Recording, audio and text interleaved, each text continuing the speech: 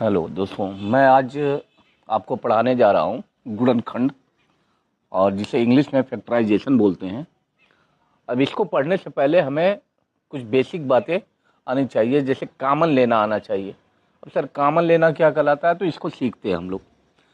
अब मान लीजिए एक समीकरण दिया है, माना यह समीकरण है, कुछ ऐसे लिखा हुआ है ax प्लस बी, ऐसे लिखा हुआ है। अब इसमें जो लिखा है, हमने कहा कि आप इसमें से ए कॉमन ले लीजिए या यक्स कॉमन ले लीजिए, जो भी बोले। हमने कहा ए कॉमन लेते हैं, ए कॉमन लें। तो कैसे लिखेंगे हम इसको? ए कॉमन लेंगे तो यहां कैसे लिखेंगे? अगला स्टेप देखिए, ए को अगर कॉमन लेना है तो इस पूरे में ए से भाग देना पड़ेगा। अब फिर ये बी लिखा है, बी में भी ए से भाग देना पड़ेगा। और अगले स्टेप में ये देखिए, ए कट गया, यहाँ क्या बचा, यक्स प्लस बी बाई ए। इसी बात को दूसरे तरीके से समझें तो यहाँ देखिए, ए एक्स प्लस बी लिखा है, तो यहाँ ए दिख रहा है मगर यहाँ ए नहीं दिख रहा है। तो यहाँ ए नहीं दिख रहा है, तो यहाँ ए लाने के लिए हमें क्या करना पड़ेगा? ए का गुणा, ए का भाग। अब दोनों जगह ए दिखने लगा, यहाँ से ए हटा दें, यहाँ से ए हटा दे, क्या दिखेगा? यक्स। और यहां से ए हटा दे तो ये क्या दिखेगा? बी बाई ए। ये दूसरे तरीके से इसी बात को समझा जा सकता है।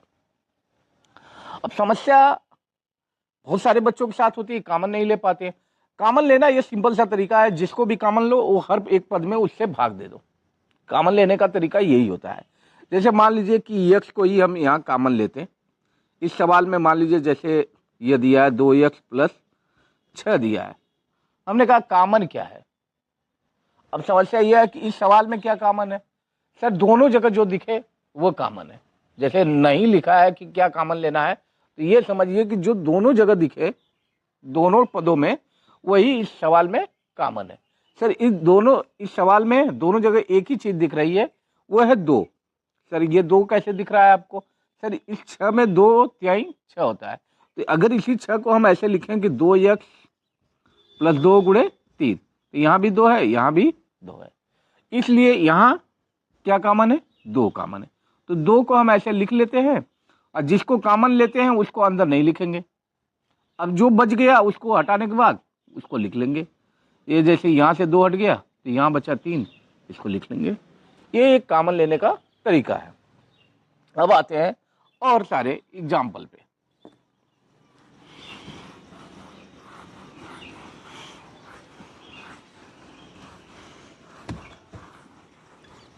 अब जैसे एक दो और एग्जाम्पल समझते हैं। जैसे लिखा है -2x -4। अब इसमें -2 कॉमन है। सर, +2 क्यों नहीं है? सर, यहां भी माइनस है, यहां भी, जो भी यहां साइन हो वही कॉमन लेते हैं। चाहे यहां प्लस लिखा हो प्लस लेंगे, चाहे माइनस लिखा हो माइनस लेंगे। तो हमने कहा जो साइन यहां लिखा है वो लिख लिए।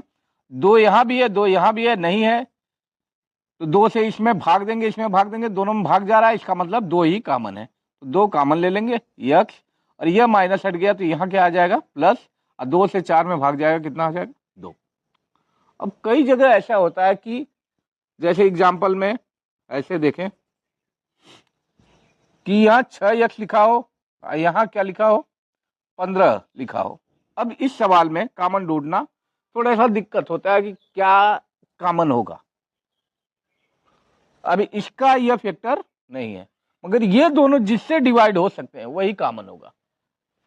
मतलब एचसीएफ, महत्तम समापवर्तक, इन दोनों का जो होगा वही इसका कॉमन फैक्टर होगा। तो इसका महत्तम समापवर्तक क्या होगा? 3 से ये दोनों कट सकते हैं, तो ये इसका कॉमन फैक्टर क्या होगा? 3। तो 3 से इसमें भाग दे देंगे, 3 से यहां भाग देंगे, 3 दूनी 6, अब प्लस का चिन्ह है, प्लस लगाएंगे, 3 से इसमें भाग दे देंगे, 5 आएगा भागफल। यह इसका कॉमन लेने का तरीका है। कॉमन लेना तो आप लोगों को भली बाती समझ में आ गया। एक और एग्जाम्पल आपको दे दें। जैसे आप मान लीजिए कि ऐसे दिया हो कि यहां माइनस लिख दिया और यहां पे प्लस लिख दिया। अब इस सवाल में क्या है कि सर 3 तो कॉमन है, ठीक है, 3 का ही फैक्टर यहां भी है, सर यहां जो चिन्ह है वही कॉमन लेंगे, 3 ले लिए। अब यक्स हमने पीछे भी बताया था कि इस वाले से इसमें भाग देना था। अगर माइनस से प्लस में भाग देंगे तो क्या हो जाएगा, माइनस, और 3 से 18 में भाग देंगे कितना आ जाएगा, 6। तो यहां ध्यान दीजिए कि यहां जो माइनस आपने लिखा है उसी से इसमें भाग दिए। मतलब यह कहा जाए कि इसके सारे चिन्ह, ये अगर कॉमन ले, माइनस कॉमन ले, तो इसके सारे चिन्ह अंदर के बदल जा रहे हैं। जैसे यहाँ देखिए, यहाँ पहले माइनस था, यहाँ क्या आ गया प्लस, यहाँ प्लस था, क्या आ गया माइनस। ये बेसिक बातें आपको हमने बता दिया। अब आता है कभी कभार पूछ लेता है यक्स का मान बताइए, शून्यक का मान। तो शून्यक के बारे में भी हम पढ़ेंगे, पहले हम लोग द्विघात समीकरण को समझते हैं। ये हटा दें, आप लिख लीजिएगा इसको।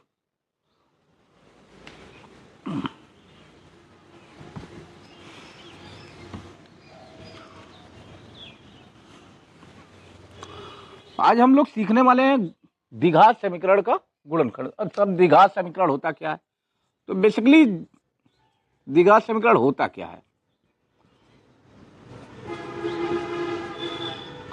जिस भी बहुपद में यक्स का अधिकतम घात, यक्स या चर का, यक्स नहीं चर का अधिकतम घात दो हो, वह द्विघात समीकरण कहलाता है, वह द्विघात समीकरण कहलाता है।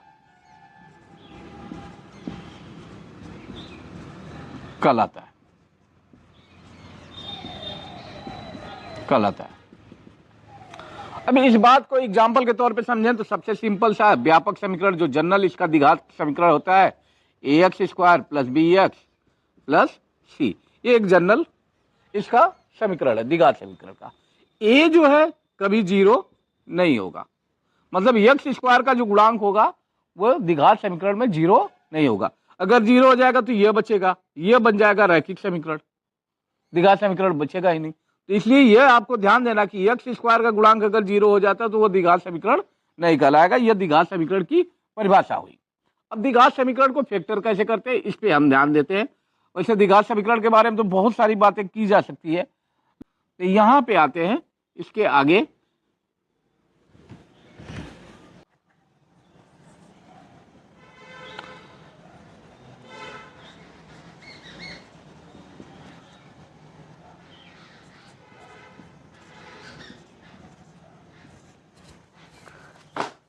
इस उदाहरण से हम लोग समझते हैं कैसे फैक्टर करना है। अब सबसे पहला तरीका होता है कि इस वाले का गुणा यहां जो अंक हो उसमें करना होता है। उसमें भी ध्यान देना होता है कि यहां कौन सा चिन्ह है, यहां कौन सा चिन्ह है। अगर प्लस है तो इस प्लस में गुणा होगा तो प्लस आएगा। अच्छा यहां है, यहां कितना, 1 है, 6 1 कम 6। अब इसके दो चीजें हो सकती हैं।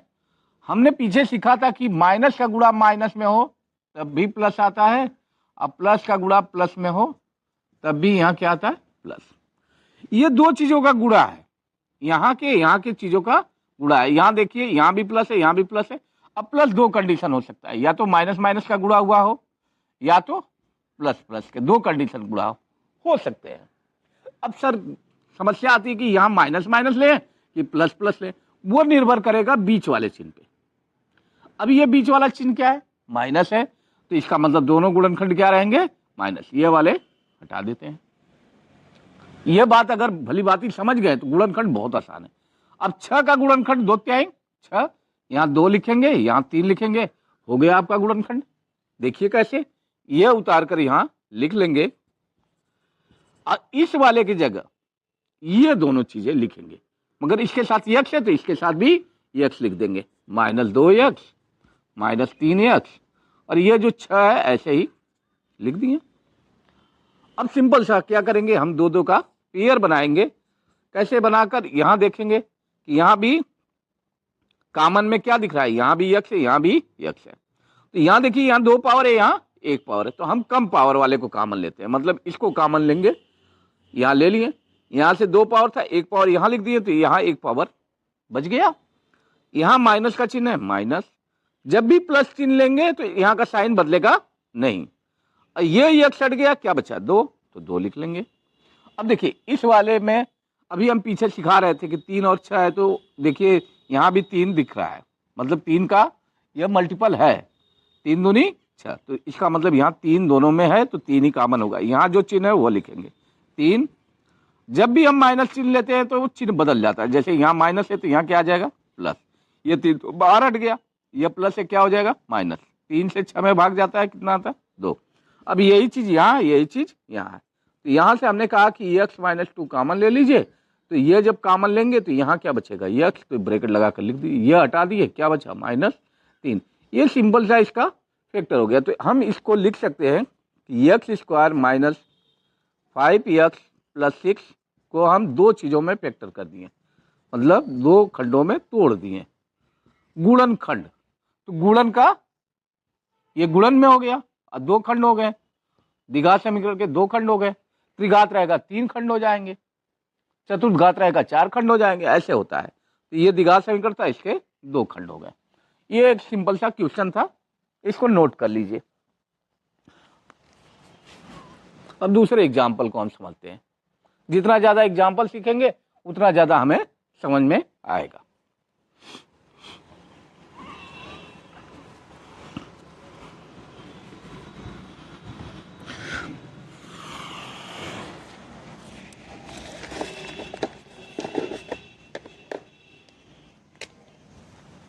अगला example number 2, x² plus 7x plus 10, इसमें कहीं माइनस नहीं है, तो ये सिंपल सा ध्यान देंगे, 10 है, 10 से करने 10, प्लस का गुणा प्लस में ये प्लस आया, मतलब इसके अब ये प्लस आया तो 2 ही कंडीशन बन रहा था, या तो माइनस का गुणा माइनस में हो तब प्लस आए, या प्लस का गुणा प्लस में हो तब प्लस आए। मगर यहां देखिए बीच वाला क्या है? प्लस है, तो इसके दोनों फैक्टर क्या होंगे? प्लस। और ये सिंपल था, 2 पचे 10, 2 और 5 का गुणनफल है यह, तो 2 पचे 10, ये आप यहां पे लिखेंगे और इसको उठाइए, +2 है, 2 लिखिए, साथ में यक्स यहां जो लिखा रहे वो इसके साथ अंक के साथ जोड़ दीजिए, ये +5 है 5, और यहां जो लिखा है वो इसके साथ लिख दिए, और ये लास्ट वाला ऐसे ही लिख दीजिए। अब सिंपल सा 2 2 का पेयर बनाइए, यहां देखिए यहां भी यक्स है, यहां भी यक्स है। अब यक्स है तो यहां ध्यान देना है, यहाँ 2 पावर है, यहाँ कितना है? 1 पावर, तो 1 पावर वाले को क्या करेंगे? कॉमन ले लेंगे। कैसे लेंगे? यहाँ 2 पावर है, 1 पावर निकाल दीजिए यक्स, और यहां से यक्स हटा दीजिए, क्या बचा? +2। इसी तरह यहाँ 5 है, 5 का ही मल्टीपल 10 होता है, इसलिए दोनों में क्या कॉमन है? 5। यहाँ प्लस है, +5। हमने आपको पीछे समझाया था कि यहाँ अगर प्लस लिखा है तो कोई साइन चेंज नहीं होगा, तो ये 5 हटा दिए, क्या बचा? यक्स, यक्स लिखे, यहाँ प्लस है, प्लस 5 से 10 में भाग देते हैं तो कितना आता है? 2। अब देखिए यह चीज और यह चीज दोनों जगह दिख रहा है, मतलब इसी को कॉमन लेना, तो इसको ऐसे लिख लेते हैं और एक ब्रैकेट लगाते हैं, इसको यहाँ उठाकर लिख दिए, बचा क्या? यक्स, तो यहाँ यक्स लिखेंगे, ये उठाकर यहाँ लिख दिए, ये बचा, सिंपल सा। फिर वही काम, मतलब इसका गुणनखंड क्या हो गया? 7x प्लस 10 बराबर हम क्या लिखेंगे? x प्लस 2 और x प्लस 5। ये देखिए गुणनखंड हो गया, ये सिंपल सा द्विघात समीकरण का गुणनखंड हो गया। अब तीसरा भी आते हैं, एग्जाम्पल सीखते हैं, नोट करिए इसको।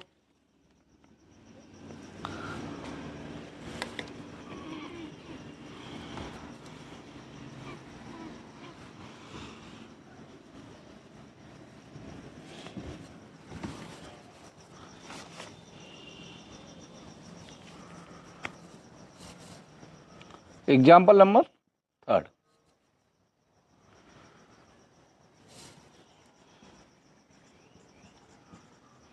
अभी इस एग्जाम्पल को देखिए। अभी हमने सिखाया कि इसका गुणा इसमें होगा, यहाँ प्लस है, यहाँ भी प्लस है, प्लस 2 एक करने 2। हमने अभी सिखाया कि जब गुणा करने पे 2 ही तरीके से प्लस आता है, या माइनस का गुणा माइनस में करो तो प्लस आता है, या प्लस का गुणा प्लस में करो तब प्लस आता है। इस स्थिति में देखिए यहाँ प्लस है तो या माइनस माइनस का गुणा हो या तो प्लस, वो डिपेंड करता है बीच वाले चिन्ह पे। यह माइनस है, मतलब यहाँ दोनों क्या रहेंगे? माइनस। और 2 का गुणनखंड 2 एक करने 2, बस सिंपल सा हो गया। यह जैसे लिखा है वैसे लिख लीजिए। इसकी जगह अब यह लिखिए, -2 है, यक्स लिखा है साथ में, यक्स लिख दिए, यहाँ -1 है, -1 यक्स को केवल x लिख दीजिए, फिर प्लस 1।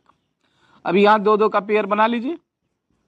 यहाँ देखिए 2 यहाँ पे भी है, मतलब 2 भी कॉमन है, x भी है, x भी कॉमन है। अब मतलब यहाँ से 2 तो हट गया, तो यहाँ 2 नहीं लिखेंगे। ये 2 पावर था, उसमें से 1 पावर घटाकर यहाँ लिख दिए, फिर ये वाली चीज यहाँ लिख दिए। क्या बचा सर? ये तो चिन्ह बदलेगा नहीं, यहां से हटा दिए तो 1 हमेशा हिडन रहता है, तो 1 बच गया। सर इसमें कुछ भी कॉमन नहीं दिख रहा है, कुछ भी कॉमन ना दिखे समझना कि 1 कॉमन है। 1 का गुणा यहाँ भी है, 1 का गुणा यहाँ भी है। यहाँ माइनस चिन्ह है, यहाँ 1 लिखेंगे। अब यहाँ जो चिन्ह था माइनस था वो प्लस बन गया, यहाँ प्लस है वो क्या बन जाएगा? -1। अब देखिए ये x -1 कॉमन ले लीजिए, x -1 कॉमन ले लेंगे, ये हट गया, बचा क्या? 2x -1। ये हमारा 2x -1 लिखेंगे।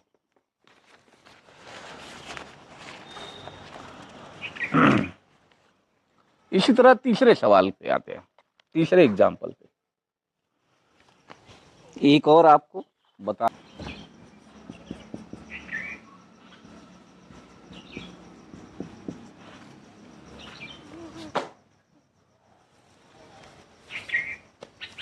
अब देखिए यहाँ पे ये -12 है, यहाँ +1 है। +1 का माइनस में गुणा होगा प्लस का, तो -1 का गुणा 12 में होगा 12। अब हमने आपको सिखाया था गुणन करते समय कि कब कब माइनस आता है। प्लस का गुणा माइनस में करो तब माइनस आता है, माइनस का गुणा प्लस में करो तब माइनस आता है। 2 कंडीशन, मतलब यहाँ 100% प्लस माइनस का ही गुणा होगा तभी यहाँ माइनस आएगा। ये तो आपको जानकारी होनी चाहिए। अब समस्या आती है कि इसका गुणनखंड तो 4 × 12 ये होगा, या 6 दूनी 12 यह होगा, या 12 एकम 12, ये 3 गुणनखंड हो सकते हैं। अब समस्या आती है कि यहाँ क्या हो सकता है। यहाँ 1 है तो इसमें डिफरेंस देखिए, 4 और 3 में डिफरेंस कितना आ रहा है? 1। अब ये तो क्लियर हो गया कि इसका गुणनखंड 4 और 3 होगा। मगर समस्या क्या है कि 4 को कहाँ लिखा जाए? यहाँ लिखा जाए कि यहाँ लिखा जाए? 3 को कहाँ लिखा जाए? यहाँ लिखा जाए कि यहाँ? अब डिपेंड करेगा बीच वाले चिन्ह पे। अगर ये माइनस है बीच वाला तो बड़े वाले को माइनस के पास लिखेंगे, अगर ये प्लस रहता तो बड़े वाले को प्लस के आगे लिखते हैं। ये दिमाग में रख लीजिए। तो यहाँ 4 लिखेंगे और 3 को यहाँ। ये हो गया आपका फैक्टर सिंपल सा, ये x², और इसकी जगह हम क्या लिखेंगे? +3x -4x जरूरी नहीं कि पहले ही ये 3 लिखें, हो सकता है 4 को भी पहले लिख सकते हैं, कोई फर्क नहीं पड़ेगा। अब यहाँ देखिए 2 2 का पेयर बना लीजिए। यहाँ से x दिख रहा है कॉमन, तो x लिखिए। यहाँ 2 पावर में से 1 पावर यहाँ आ गया, तो यहाँ x 1 पावर बचेगा। यहाँ x बाहर लिख दिए, बचा क्या? +3। इसी तरह यह -4 के टेबल में 12 भी आता है, तो इसका मतलब -4 इसका कॉमन हो गया। और यहाँ x आ गया, जब भी माइनस कॉमन लेंगे तो चिन्ह बदल जाएगा, +4 से 12 में भाग जाता है, कितना होता है? 3। और यहाँ से x +3 कॉमन हो गया। अब कितना बचा? x -4। लीजिए ये भी फैक्टर हो गया, इसका यह फैक्टर हो गया। इस तरीके से आप फैक्टर, बहुत ही आसान चीज है, और इसका प्रयोग हम लोग जनरली मैथ में ही नहीं, भौतिक विज्ञान में, मतलब फिजिक्स में भी करते हैं।